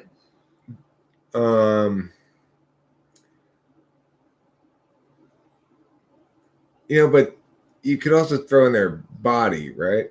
True. Body, mind, soul. And what else? Heart. Body, mind, soul, and heart. Soul is heart? Yeah, but no, soul is like intuition. Heart is like feeling. Yeah, and I think heart would be. Mind is logics, and body is body. Is physical stuff. We had so I did some cleaning maybe 2 days ago, and because of that, yeah, I was very happy with myself. But because of that, um, still being intuitive, I was afterwards. I think afterwards, being intuitive, I feel the residual like effects. So like I was like in space and time, focused on this project for a very long time. It doesn't even have to be cleaning, but I was very focused on cleaning that the rest of the day I was so I felt like I was catching up with time, and because of that I was so clumsy. I was banging into stuff, I was forgetting things, I was like, so I felt the intuitiveness of my nature very much so because I had been doing so much SE, which was, I tap into only as a reserve sort of thing, and I felt very clumsy. You say Eric gives me a vibe of a comforting person. How could you have failed relationships with bad luck? Well, it was a couple of things. In the last relationship, um, it was mostly that she did not have a secure attachment style, and and that was most of the problem. But the other thing is we were strangely incompatible on the little levels. You know, we didn't like, generally speaking, we didn't like the same media. We'd like the same kind of media, but then we like and dislike opposite instances of that media. She's like some just things that I just was like, how can you possibly like this? Like Kings of Leon, for example. Who could like Kings of Leon? I don't know. It's like, what do you do when you're with your significant other, right? One evening in the car, and she says, "Hey, here's something we'll enjoy," and puts on Kings of Leon. What do you do in that moment as your soul cracks and falls into pieces on the ground? That was probably the experience for you, huh? It's like, you like this? You're producing this as an example of something good? They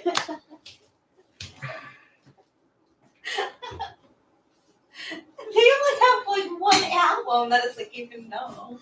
And she's just like, yeah, I'm feeling this awful shit. And you're just like, what? It's awkward, isn't it? It's strange. I would imagine. I mean, you end up having a lot of conversations like, well, we both like what we like, and I don't mean to be telling you can't like that because it's different music than I like or whatever, right? That's fine. I understand that. You have plenty of those conversations. But then if you want to consume media together, it becomes a problem. So, well, what are we going to watch on TV? Well, I want to watch suburban housewives yelling at each other. Okay, well, I don't want to watch that for sure. I definitely don't want to watch that. Maybe it is not inherently bad. Maybe it's just I shouldn't use taste as a weapon. Maybe I sound like a teenager. You like different music than I do or whatever. But the fact remains, if you're going to co-experience something, there should be some sort of agreement in taste, right? Because otherwise you're both always having to compromise what you want to watch, or you're always watching TV in different rooms. Now, that's fine to watch TV in different rooms. You don't have to always be compatible about everything. Well, see, that's what we learned was that, well, I had to learn too, is that, it's really important for us to have our own things as well. I mean,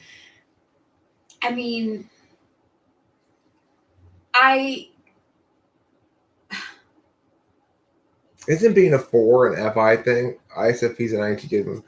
No, I mean, being a 4, look, let's think of it in terms of the tri-types. Everybody's going to have some sort of relationship to shame. It's either going to be helpful. In other words, I meet those standards of utility for other people. I validate on warmth. Okay. It's going to be number 3, I validate on competence. Like I'm meeting the metrics by having a fancy car and being very successful. Or it's going to be I validate on individuality, which is to say I reject your social mores and try to favor authenticity. Well, I'm a 4, even though I'm FI polar. Isn't it last in your? It's last in my tri-type, but still I'm a 4. Yeah. In my tri-type. Yep. I'm a 7 first. I'm 7, 8, 4. Rachel's also a 4. It's last in her tri-type. 7, 1, 4, I think, is what she is. You think I'm a 714? Isn't that what I said before? 741. 741. 741. Yeah, maybe it's second in her tri-type, actually. I find when I am at my worst, I feel like a 1. I do get, actually. And when I'm at my worst, I feel like a 4. Like, I'm just saying, you know what? Fuck it. I'm doing it my way. And I'm not being fair or meandering. And I get very perfectionistic. I'm like, everything needs to be this way. When it's like a control thing. Do you feel like being a show off is necessary to be successful in relationships in the good times? I don't think so at all. Like, there's, as soon as Rachel and I started going out, I ceased to be host Eric, and she's not going out with host Eric. She's going out with regular Eric, who's all the things. There's this, but it's, she also gets to hear me moaning as I'm having diarrhea and stuff. Yeah. So it's like we both have. There's none of the distance that comes with viewing people from afar and thinking like thinking of a person as a personality, like a public personality, rather than as a regular person. That happens. But it doesn't last long. Right? It's like very quickly. Is host Eric in bed? Sometimes. I like that. That sometimes is fun. What? Where? Being called host Eric in bed. I do. Yeah, that happens sometimes. I can't say that I don't. but not sorry. Often. We're sorry. We are. I'm sorry. So, Zaylin, I love that you're a 9. 9s. So I was watching this YouTube, and the woman who was explaining Enneagram, she's really good. I think her name is Leslie Hirschberg or something like that. And she was saying how she's a 7, and her husband is a 9, and her children always look up to their dad because he is a 9 type. And 9 types are very peaceful. So, of course, the children, of course, especially, I think she said her child was more on the, whatever tri-type the kid was more energetic than a 9. And the 7, the mother was saying how, because the husband, the 9, always seems to have it under control, which I value in people because... What's the opposite of flying into a rage, right? Yeah. It's the opposite of flying into the rage, and it's also not saying you're doing it wrong, which is the one way. Yeah. But there is anger in 9, and I think that's what people get tripped up on, is that, hey, wait, 9, you were never asking for anything, and now all of a sudden you're yelling because you want something done your way, or you want your space, or your opinion matters? We didn't know you even had an opinion. So,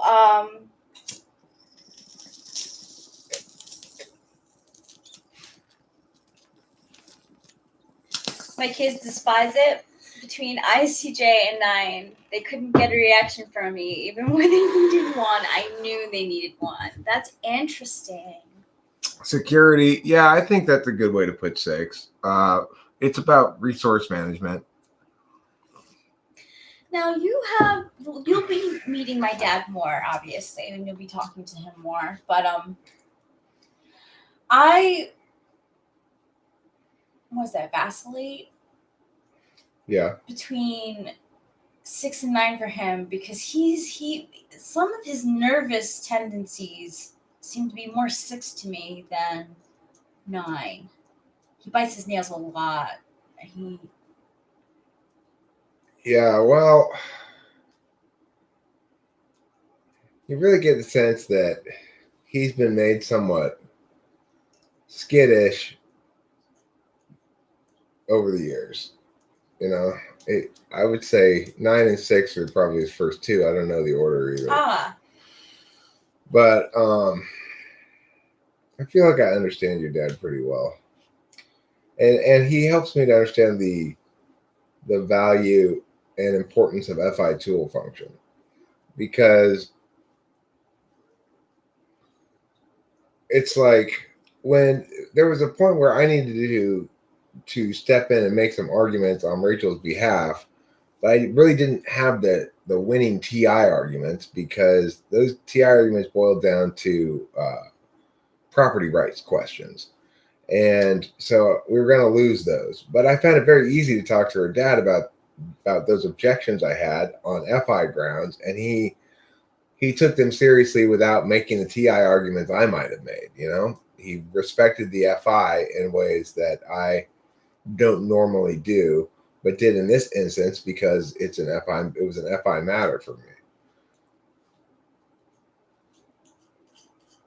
You really struggle with that back burnering your anger until it just turns into resentment. Well, Running Fox, I want you to compare that choice against Horse Mumbler's choice, which is take all that anger and instead of letting it turn to resentment, to turn it into hatred. Okay? Maybe you should consider that option. 5s. It lists your numbers. What lists your numbers? The number lister?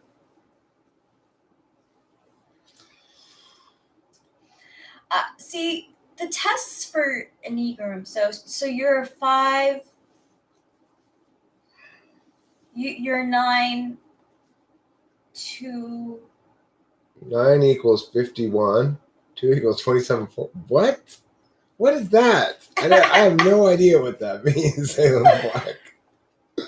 Yeah, that's a 9 trait, Running Fox. Putting yourself on the back burner, like putting other people first and doing everything for them, and then getting upset when they don't do the same and keep it taking advantage. That's a huge 9 problem. I mean, I don't mean problem as in like you're a problem. I mean as in it's a conflict that comes up with 9s a lot in that they seek harmony the most. But then everyone expects them to always be like that. And the truth is that you have your wants and needs too. Resentment lands between peace and hatred. Okay. It's very wise. We're here to drink beer. We're here to kill war. We're here to laugh at the odds and live our lives so well that death will tremble to take us. You could be he could be 9-wing too, right? Who? Samuel could, or would it be more likely a 1? You can't be 9-wing too. Yeah, I think you'd have to be 9 to something. Yeah. So, like, for example, you could be 924, 925. I mean, you could be 925, 926, or 927 if you were 9 something. So you're very giving, huh?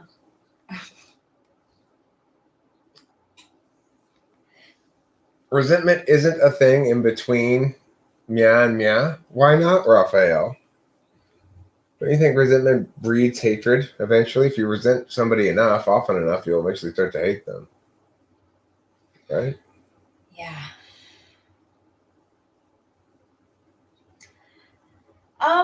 And being a what is a very gamma quadra thing up to plates?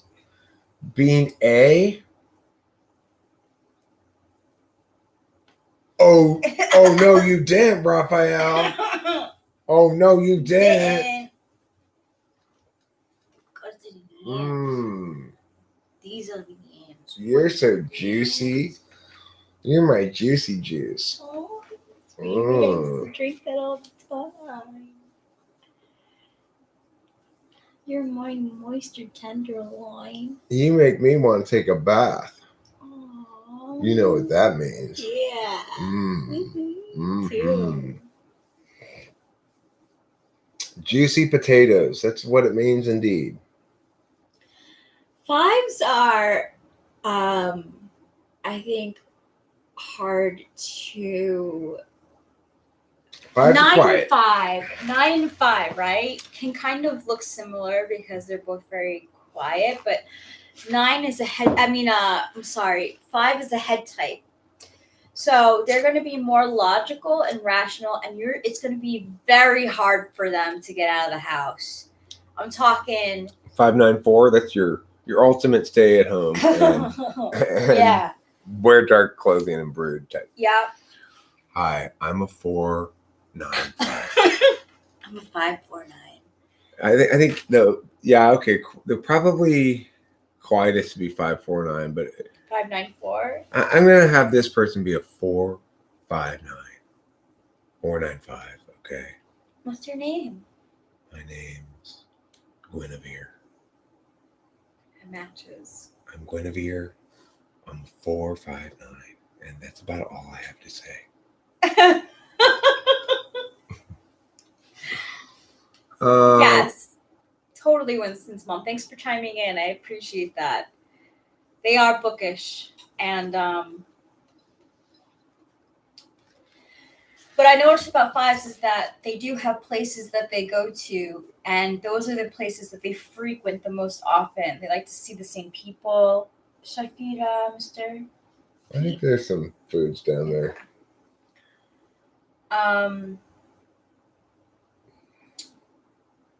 They have places that they like to go to because they like to see the same faces. They like to see. They're not easy to open up to try new things. Total life. Hates for people not worth resenting. Look, the thing is, I see life path number stuff, numerology stuff as being different than Enneagram. I see Enneagram as being taxonomical of basically the things it claims a taxonomy. So it doesn't have independent external things exactly, but anyway, it's sort of between cognitive functions and astrology in terms of its justifications. Yeah. Numerology is like astrology in terms of its justifications. So I think, interestingly, numerology is very kind to me. Like, so is astrology. So is astrology. You've got this I got a lucky bunch of numbers and days and stuff, yes, and dates and all that kind of stuff. He really does. I don't have a lot of yods and squares in my life. I'm pretty yod square free. He apparently has this spiritual rectangle or something. I don't even know. I have all. Whereas Rachel's nothing but yods and squares. I'm nothing but yods and squares. Actually, nothing but yods and squares.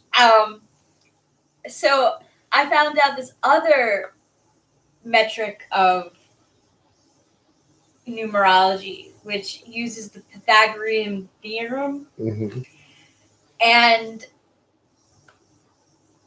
again, all yods and squares, because apparently I have this personality. So apparently the number 1 in my it's called psychomatrix.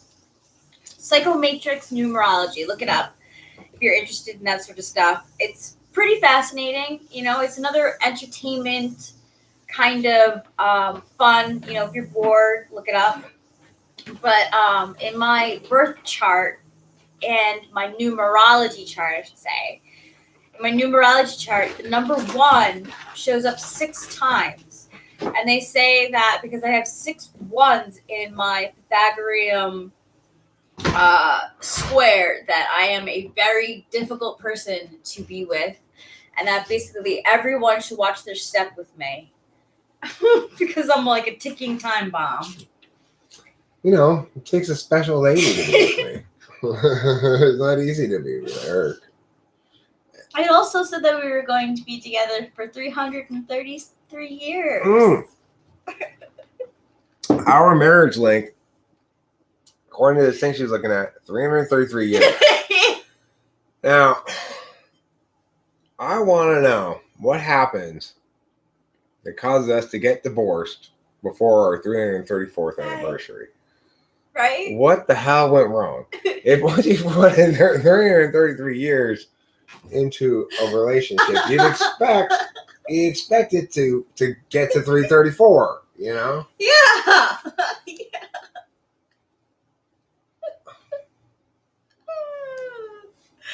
So yeah. Anyway, It's why don't you just be like, I don't know. I just feel like we've been drifting apart these last 333 years. Very, very slowly. right? It's time to move on. Cloud, don't say such silly things. Yeah. What would Jordan Peterson tell you, Cloud? Clean your room.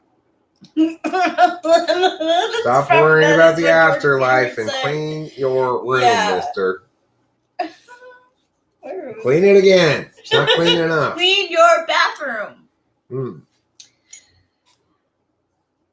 I love life. That's great, Samuel. It's good. Levi Samuels. I love life too. And the song you mentioned earlier is Skechers by Drip Report.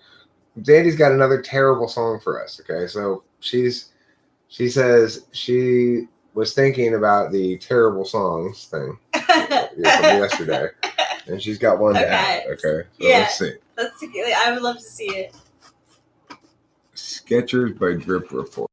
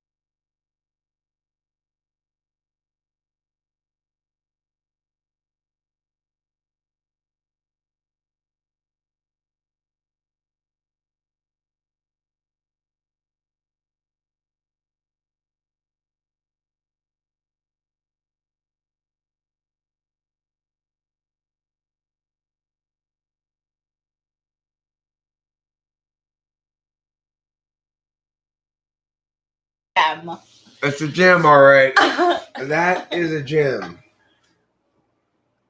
No, Vicky, 333 years. That's how long our marriage is going to be. 333 years. According to the thing she was looking at. Okay? I guess it's possible one of us might die at that point. That would be the other possibility. Yeah. It's like so fucking I don't know. She was looking at some sort of thing, and it gave you predictions on like how long you were going to stay together, right? Yeah. And this thing predicted that we were going to stay together for 333 years. So I thought that was pretty good. Yeah, it's pretty good too. I mean, I showed him. Better than most people. And we told we were laughing because we were like, what? Yeah, what causes us to get divorced? Thank you. What causes us to get divorced? That's newsworthy. couple gets divorced after 333 years. They'll be on that ghost life, Sandy. Yeah, maybe. Actually.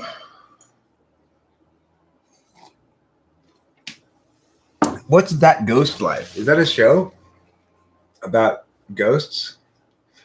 You know, That Ghost Life is a good idea for a show if it is already one.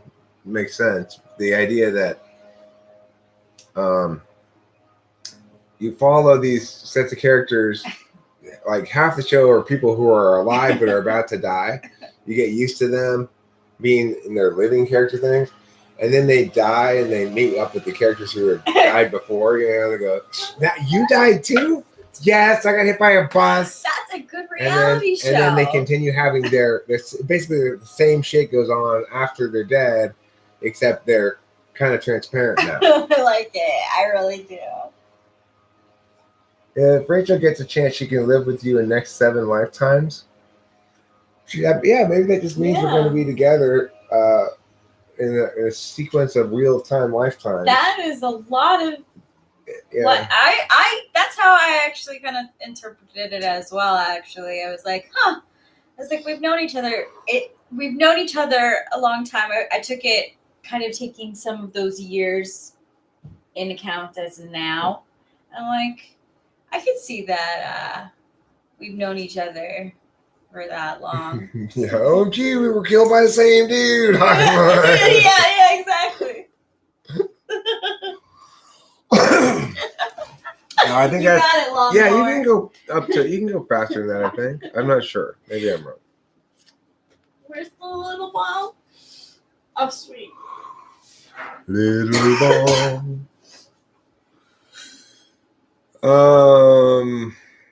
So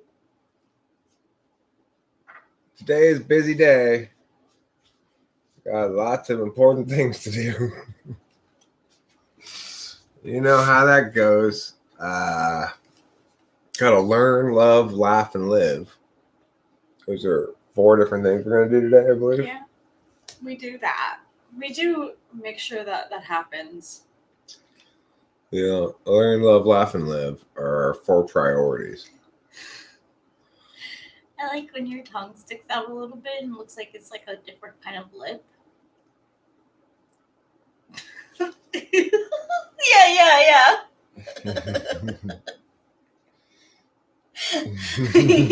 Got a lot of important things to do. Proceed to fame after that.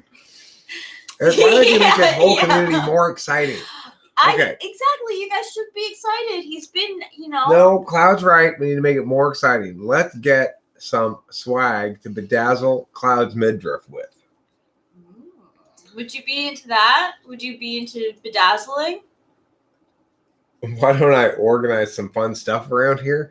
Cloud, why don't you organize some fun stuff around here? Huh? That is an option.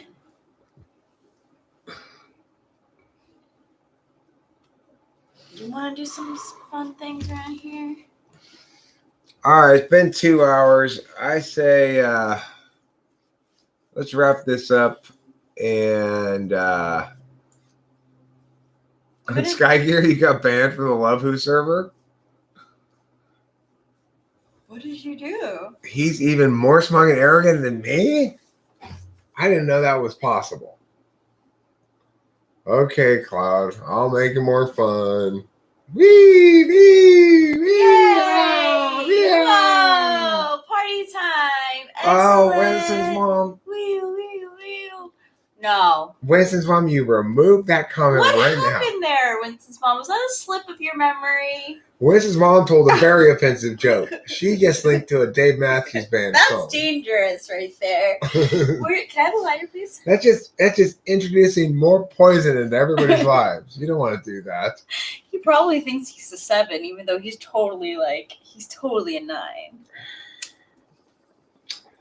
All right. I'll see you guys later. We're gonna split now. I feel like taking a bath and Oh. yeah, I want to eat. I'm feeling very I'll be back later, I'm sure. Yeah, Thanks, we'll everybody. be Catch you on the flip side. back. I'm glad that entertained you, Winston's mom.